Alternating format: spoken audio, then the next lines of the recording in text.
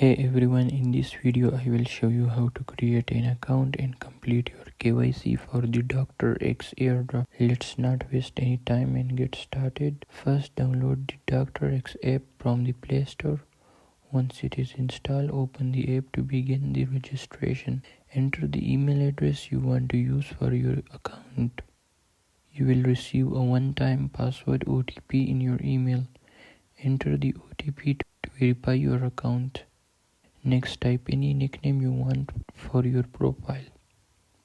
Then enter the username of the person who invited you.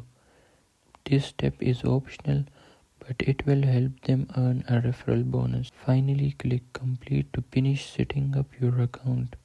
Now let's move on to the KYC process. Start by agreeing to the terms and conditions. If the image is blurry, your KYC might not be approved. Select your country from the list. For example, I will choose Pakistan.